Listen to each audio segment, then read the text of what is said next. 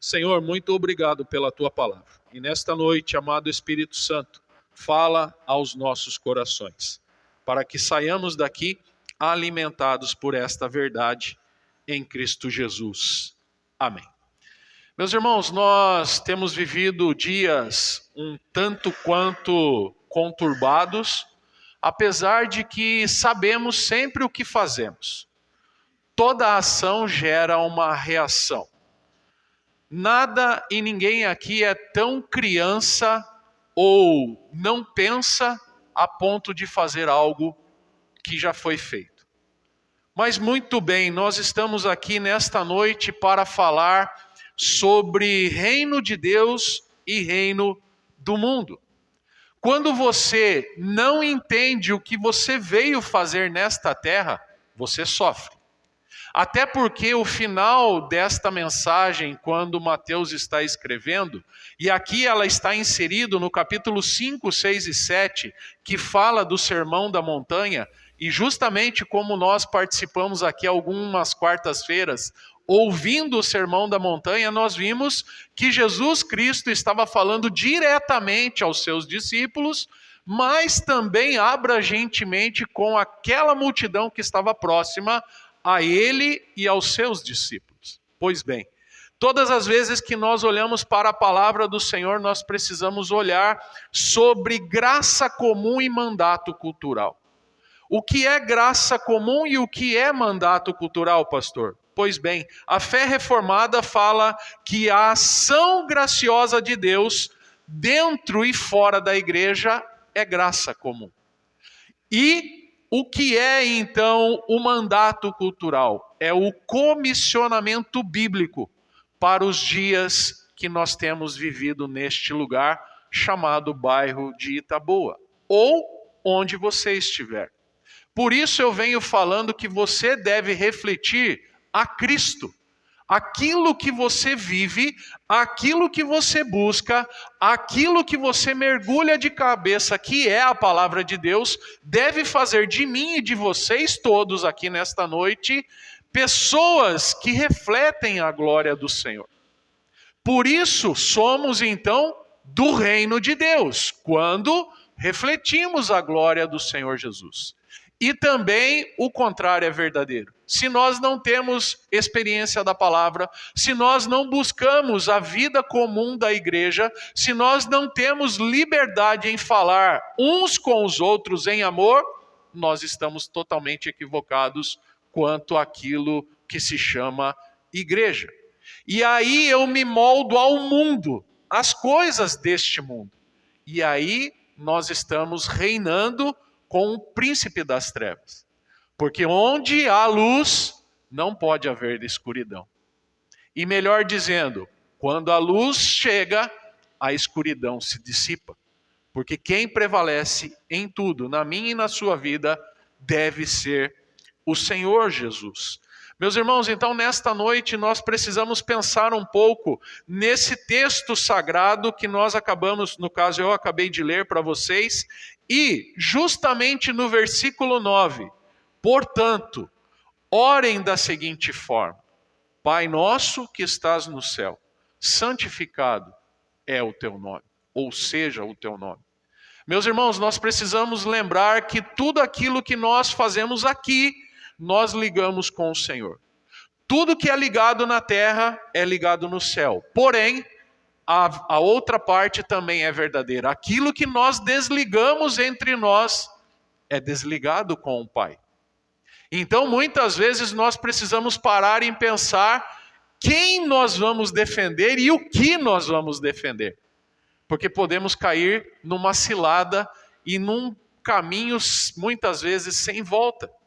Por isso, o reino de Deus versus o reino deste mundo, como bem está colocado aqui, ela fala realmente de quem reina e onde reina.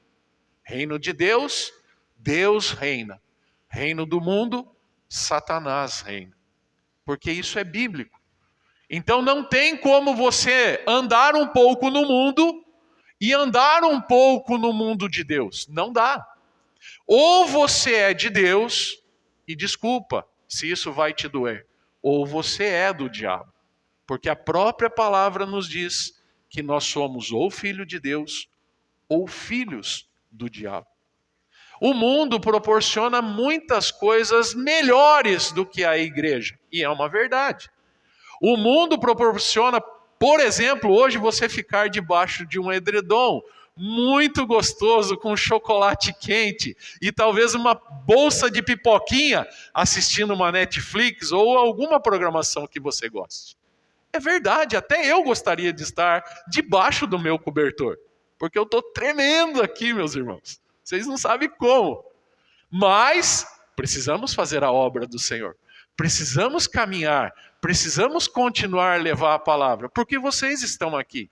E se vocês se dispuseram a sair das suas casas, nesta noite gelada, nesse dia tão frio, é porque vocês estão sedentos da palavra.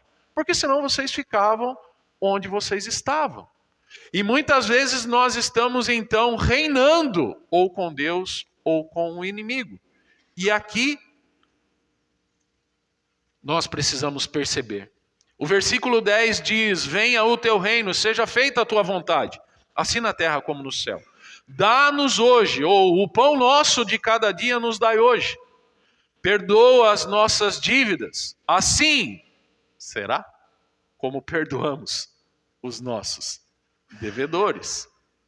Lembram-se que lá no Jardim do Éden aconteceu um fato. Gênesis capítulo 3, a queda do homem. Em desobediência, tanto Adão como Eva, ou melhor, Eva e depois Adão, eles vieram a desobedecer a ordem expressa do Deus vivo. Tudo isso aqui é seu. Tudo isso aqui você pode mexer, comer à vontade. Mas da árvore do conhecimento do bem e do mal, não toque, e muito menos coma, porque no dia que você tocar ou comer, você vai morrer. E eles desobedeceram. Foram na conversa, no caso, Eva na conversa da serpente. Quem falou que você vai morrer? Quem falou que se você fizer isso vai acontecer o pior para você? Pois bem, ela morde o fruto e não é maçã, tá, irmãos? Não pense que foi maçã. Poderia ser uma jaca desse tamanho. Mas nós não sabemos. É o fruto. E ela dá o fruto para Adão. E Adão, sem titubear, sem parar para pensar, nossa, por que eu vou fazer isso? O meu Deus falou que não era para eu fazer isso. E muitas vezes eu e você somos conduzidos a fazer a cabeça das pessoas. E as pessoas caem igual um patinho na lagoa, pensando que, ó, top, tá tudo certo. E Adão vai e come também do fruto. Automaticamente, os dois despidos, os dois nus, um olha para o outro e fala, opa, o que está acontecendo aqui? Eu nunca vi você desse jeito. E nem eu vi você desse jeito. Eles sentem vergonha. E na viração do dia, diz a palavra, que toda viração do dia, quer dizer, todo entardecer, o Senhor vinha falar com a sua criação e com a sua criatura. E os dois estavam escondidos. Sabe o que isso fala ao meu coração, meus irmãos? Que toda vez que eu piso na bola, que eu cometo alguma coisa com alguém, quando eu caio em si, a verdade aparece, a verdade vem à tona, eu me envergonho por ter cometido tal ato, tal atrocidade. E muitas vezes eu estou fazendo isso com pessoas aqui dentro. E muitas vezes eu estou fazendo isso lá na onde eu trabalho, lá na onde eu estudo, lá na onde é os meus vizinhos. E ao contrário, eu deveria ser referência para esses poderem vir aqui e cultuar comigo e com você. Mas eu não faço. Pois bem, a semente da serpente criou inimizade entre eles. E eles foram convidados a se retirar do Jardim do Éden. E de lá para cá, toda a humanidade, dia após dia, ano após ano, século após século, vem sofrendo as duras penas daquilo que os nossos primeiros pais fizeram. E talvez eu e você estejamos vivendo algo parecido hoje. Viemos aqui arrebentados. E só Deus sabe como nós estamos de pé. E muitas vezes nós não queríamos nem estar aqui, muito menos ver mais ninguém. Sabe o que isso causa? Na minha e na sua vida? Uma palavra que está muito em voga nos nossos dias: depressão. Quando uma pessoa está reclusa, quando uma pessoa está enfurnada dentro da sua casa e não quer ver ninguém, depressão. Alguma coisa aconteceu com ela. E pode até não ser algo recente, pode ser algo lá atrás do passado, mas veio à tona de uma tal forma que não dá mais para aguentar. E as pessoas então não sabem mais o que fazer. Muitas vezes, meus irmãos, nós estamos, como eu disse, brigando entre nós por picuinhas, por mimimi dentro da igreja. Pois a igreja é minha, a igreja não é sua. Pois a igreja sempre fez isso, a partir de agora ela não faz mais. Quem vive de passado é museu. Então, se nós não pensarmos como a palavra do Senhor está nos mostrando hoje, nós vamos dar sequência no texto e vai fazer o seguinte, versículo 13. E não nos deixes cair em tentação, mas livra-nos do mal, pois é o reino, pois é o poder e é a glória tua para sempre. E muitas vezes nós estamos aqui brigando entre nós, filhos das trevas e filhos das luzes. Lembram-se de alguns personagens, pelo menos eu quero trazer a sua memória e refrescar o seu pensamento. Abel e Caim, logo depois que os seus pais pecam, nascem as crianças Abel e Caim. E logo após o seu desenvolver, um desenvolve mais para Deus e o outro desenvolve mais para a terra, para o mundo. Já é perceptível isso. Dentro das nossas casas, aqui nós estamos falando com pessoas que têm mais de 2 filhos. Vão perceber que um tem uma tendência para um lado e o outro tem uma tendência para o outro. É natural, porque ninguém é igual a ninguém. Uns gostam mais de louvar, erguer a mão, falar glória, pular, bater palma. Outros gostam de louvar sim. E se de preferência, não quero nem levantar. Jeito. Cada um tem o seu. Talvez hoje, por estar mais frio, você está mais, recluso, mais contrito. A minha mão está congelada. Eu não sei a sua, se está dentro do bolso ou dentro da jaqueta aí, está tudo certo. Olhe outra pessoa, Noé. Noé, quando começou a construir a embarcação, aquele negócio sobrenatural, os caras chamaram ele de louco. Noé, você está pirado, velho. Aqui nem chover, chove. Como que você vai construir um negócio desse tamanho?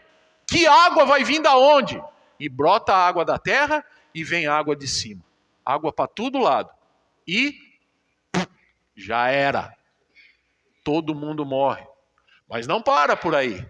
Nós temos José, que sonhou que era maior que os irmãos. Os irmãos ficaram loucos, enfurecidos, e armaram a casa de José. Mesmo adolescente, venderam ele como escravo. Mas o Senhor é com aquele que continua fiel. E não muda o seu pensamento nem as suas atitudes. E mesmo sendo escravo, e mesmo sofrendo no Egito, o Senhor o coloca como segundo no Egito. E tudo acontece, e poderia voltar para contra os seus irmãos, mas ele os recebe, e dá tudo aquilo, e depois revela quem ele é. Mas ainda, o próprio povo hebreu, que viveu 450 anos como escravo no Egito, e levanta-se Moisés, e Moisés tira o povo da escravidão, mas o povo, enquanto está caminhando para a terra prometida, está reclamando. Ai, como era bom lá no Egito. Ai, como era bom isso, como era bom aquilo. Bom para você, cara pálida, porque os homens sofriam de fio a pavio.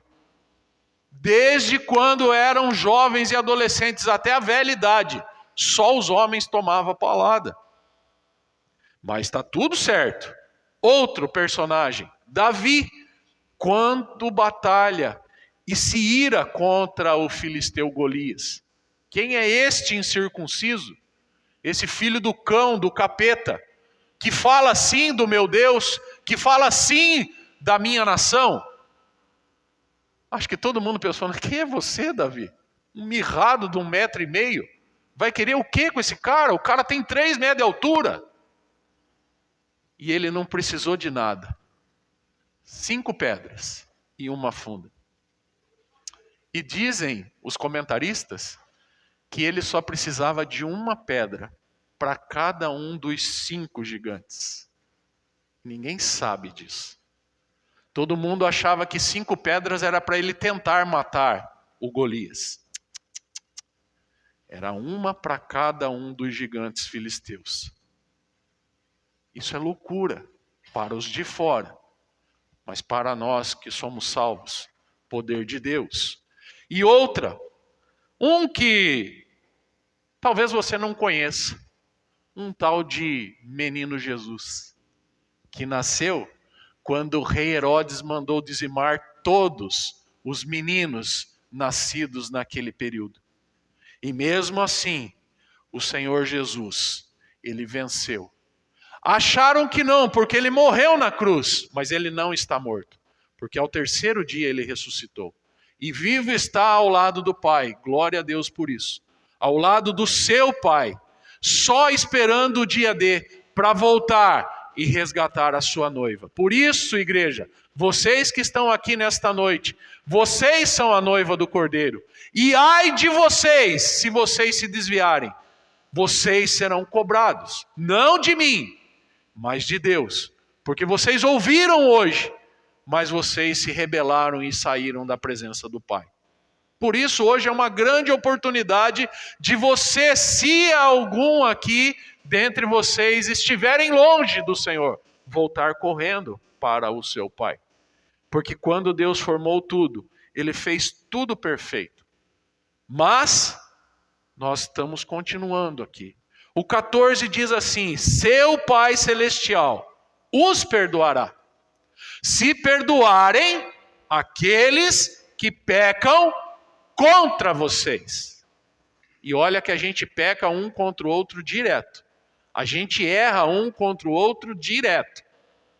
Então, se você não tem hombridade e honraria de pedir perdão, o que você está fazendo aqui dentro? Você tem que ser, ao mesmo tempo, ter honestidade e hombridade de reconhecer que você errou com alguém. E na mesma hora pedir perdão. Aconteceu agora há poucos dias. E eu fiz isso. Mas parece que isso é algo que não pode acontecer. Como não? Eu sou falho igual a você. Eu acerto como você e erro como você. Mas para quê, né? Vamos julgar, vamos matar, vamos enterrar, porque não presta, porque não vale nada. Então, é assim que é a vida. Mas, se vocês continuarem com esse pensamento, top, dá o like e responda por você no final de tudo. Porque na continuidade diz assim: mas, se vocês se recusarem a perdoar os outros, seu Pai, e perceba que Pai está numa maiúscula aqui, não é qualquer Pai, é Deus, não perdoará os seus pecados. Existe uma regra muito básica na lei da palavra. Existem algumas coisas que não há perdão. Blasfêmia contra o Espírito Santo é uma delas. Você não perdoar outra pessoa é a segunda coisa. E a terceira é você não reconhecer que você necessita e carece ser perdoado e liberar perdão. Porque quantas vezes você tiver dentro do seu coração e do seu peito algo contra alguém, você vai adoecer. Porque a pessoa está nem aí para você. E você nem sabe que está acontecendo isso. Pois bem, o entendimento da soberania de Deus, meus irmãos, é porque Deus criou todas as coisas. E Ele tem implicações na minha e na sua vida. A partir de hoje, não tenha ódio de ninguém. A partir de hoje, resolva a sua vida. Ah, mas eu não consigo porque a pessoa morreu, a pessoa não está mais aqui. Libera perdão de qualquer jeito, para você ficar bem. Não adianta nada você vir à igreja, pagar de cristão e ter um monte de coisa na sua cabeça e no seu coração. Não adianta. Porque aqui o que a gente faz, aqui a gente paga. Não tem essa amanhã, depois, semana que vem, não, é agora. Então as pessoas que desprezam as outras, negam as outras, destroem as outras, elas vivem num mundo que não é o mundo de Deus. Pode ter certeza disso. Existe algo de sobrenatural no meio das coisas que as pessoas estão buscando hoje. E elas não buscam mais as coisas do reino de Deus. Estão buscando no misticismo e no esoterismo. Pessoas que querem ver o que vai acontecer se mudar algo no seu nome, por exemplo. Ou o número da sua casa, muitas vezes. Existe até uma regra que se você colocar o seu número para subir, é sinal que você vai prosperar na vida. Se você colocar o número para baixo, a sua vida vai para baixo. Cara, da onde vocês tiram isso? Isso é loucura do mundo. Mas não, eles estão certos. Nós que pregamos a verdade estamos errados. É difícil, né? Porque as pessoas até mesmo aqui dentro não têm o entendimento. Então, nós precisamos saber o que realmente significa reino de Deus. E aqui eu quero partir para o final, dizendo que o reino de Deus tem muito a ver com o próprio Deus, porque Ele é o dono de tudo.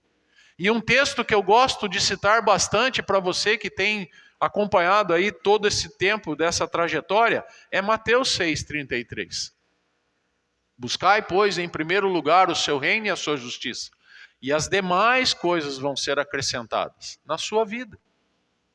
Quando nós falamos, buscai, pois, em primeiro lugar o seu reino e a sua justiça, é o reino de Deus, é a justiça de Deus. Você não precisa se levantar como advogado de ninguém, e eu não estou falando da profissão advogado, eu estou falando daqueles que se levantam muitas vezes e tomam as dores dos outros. Não faça isso. Fique bem calado, porque Deus, Ele sim é o seu verdadeiro advogado.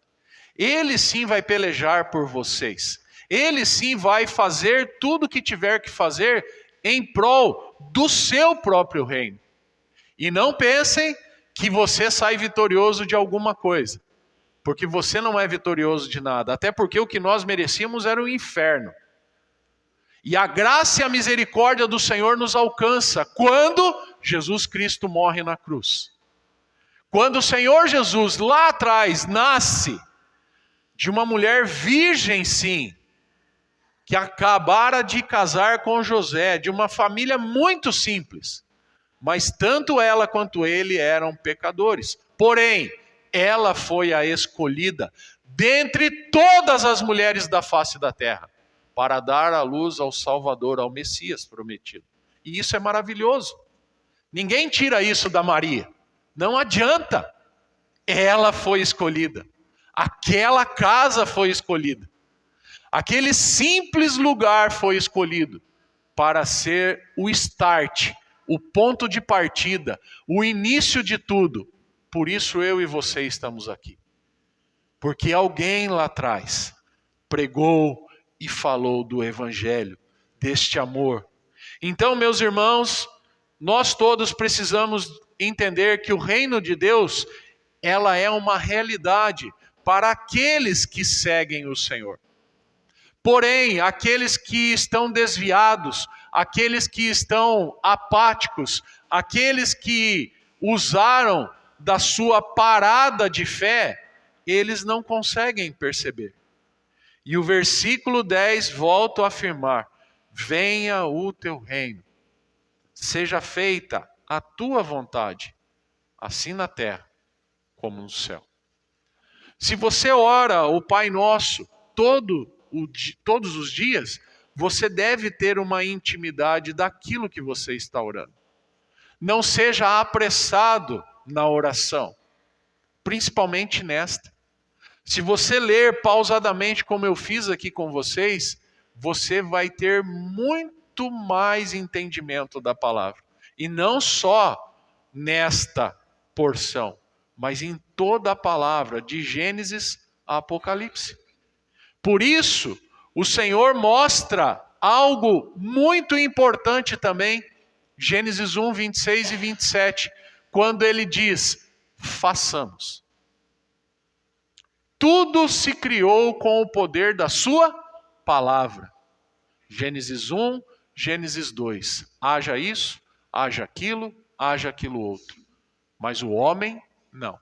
O homem, ele trabalhou, ele moldou, ele fez aquele boneco. E ao fazer o boneco, soprou nas narinas o fôlego de vida. Então, precisamos compreender que o reino de Deus estava presente no paraíso. Estava presente na morte do Senhor Jesus. E continua presente na nossa vida. E continuará até a volta de Cristo Jesus. Para a sua honra e para a sua glória. Na oração, faça-se a tua vontade, assim na terra como no céu, o Senhor nos ensina realmente a graça comum. Tudo isso são relações que o crente deve ter com o Senhor. Mas perceba, na minha e na sua vida, vamos encontrar dias difíceis. Vamos passar por dias complicados. Vamos passar por situações tremendamente difíceis. Mas não perca a esperança. Não perca a fé. Porque realmente o que o Senhor quer é fazer de mim e de você cada dia mais capacitados para servir uns aos outros em comunhão e oração no Senhor. Meus irmãos, eu quero concluir essa breve meditação nesta noite dizendo que devemos reconhecer, sim, que se não somos do reino de Deus, nós somos do reino do nosso inimigo. E perceba muito claramente o que você vem fazendo. Você está, no seu ponto de vista, crescendo ou diminuindo? Como assim, pastor? Você está crescendo passo a passo, degrau a degrau, no conhecimento da palavra, ou você está estacionado ou regredindo? Nós estamos em várias pessoas aqui nesta noite. E cada um de nós somos diferentes nisso. Não é porque eu sou pastor, lógico que eu preciso estudar mais que vocês, eu preciso ler mais que vocês. Porém, antes de ser pastor, eu já procurava ter muito mais conhecimento. E hoje você tem uma ferramenta importantíssima chamada internet, que pode te auxiliar em muitas coisas. Em crescimento da palavra, em crescimento de estudos, em crescimento de pregação, em crescimento de várias áreas na nossa vida. Basta você querer e você ter tempo. Ao invés de ficar fofocando ou futricando sobre a vida de alguém, ou seguindo uma pessoa que nem sabe que você existe, né? Faça isso. Faça um acordo entre você mesmo. Procure crescer mais no conhecimento de Deus. Porque se você está aqui, eu tenho plena consciência e convicção que você quer isso para a sua vida. Porque senão você não estava aqui.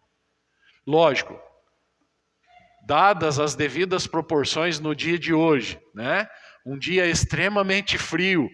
Às vezes alguém com algum problema de enfermidade ou se recuperando de alguma coisa, está tudo certo.